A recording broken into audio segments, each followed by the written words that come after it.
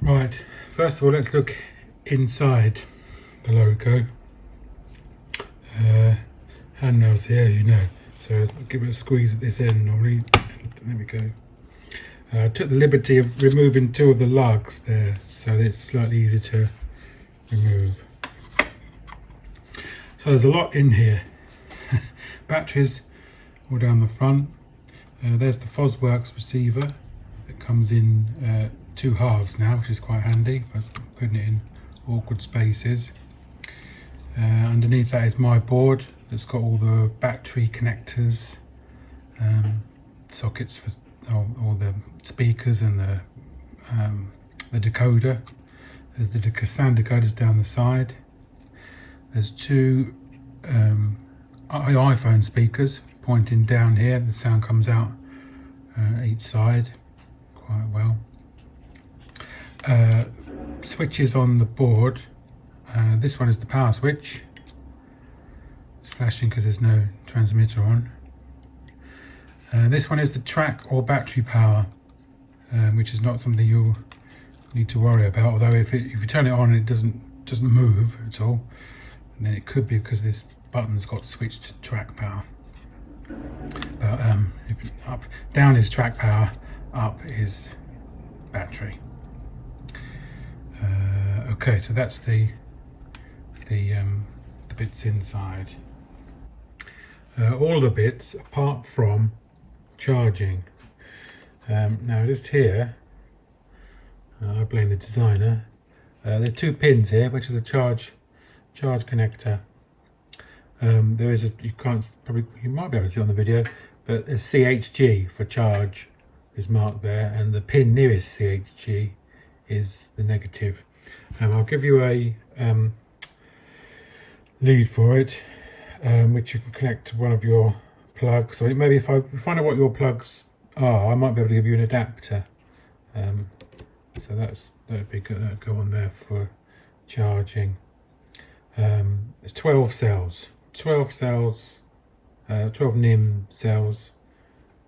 I recommend you charge them at 0.2 or 0.3 amps, but try not to go above half an amp. Here's the transmitter then. It's best to turn the transmitter on first, and then the receiver. Light goes on and stays on. Press the horn, see if it's working. There we go. Now the default with these is the F1, the first button, used to be sound on and off. But what's happened with everyone that's used them, they keep turning the sound off by mistake while they're doing other operations. So I've moved that button, the sound on and off button, to function 11, which you get by holding both of these buttons in with your thumb and then pressing the middle button. So there's the main sound on. And then the throttle to normal, centre off. Clockwise is forward, anti-clockwise reverse. Let's just give it a little bit of throttle.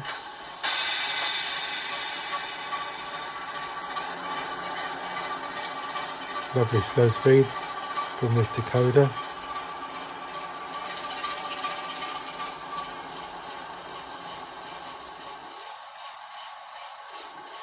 Quite a bit of momentum. There's a brake key there.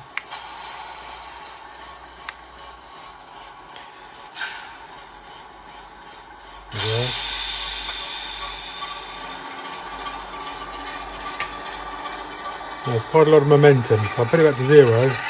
It's still rolling. Use the brake key to bring it to a stop.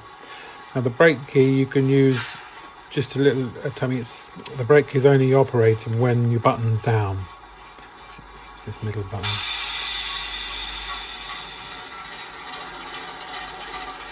So when you release the throttle, and it carries on rolling. It'll roll for quite a while, but you can just apply little bits of brake.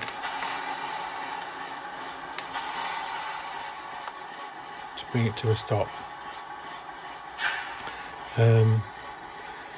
Other functions which you probably won't use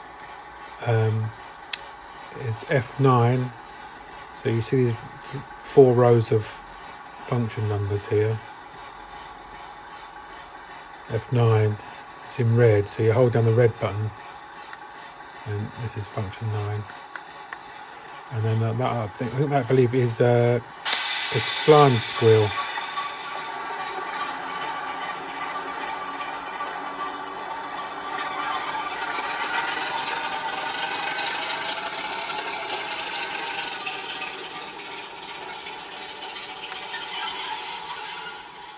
You hear some odd squeaking noises from the wheels, I think.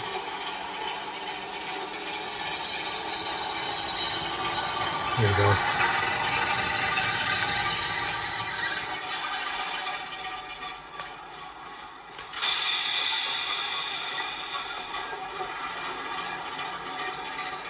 Turn that off.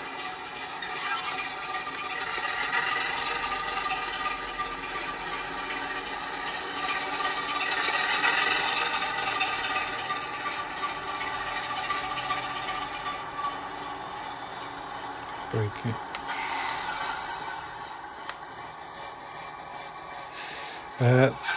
The other button, there's the volume control. Is F10 is volume down, F12 is volume up. So these two, we hold these knees down. So turn the sound down, and then back up again. E12. You'll probably find you have it. Mostly of it on maximum anyway. And there's 2 horns. There's a single horn, and there's a whistle. There's a double one. That's about it really. And then to shut down, again it's F11 is sound on and off. So hold both of those buttons in, and then the middle one,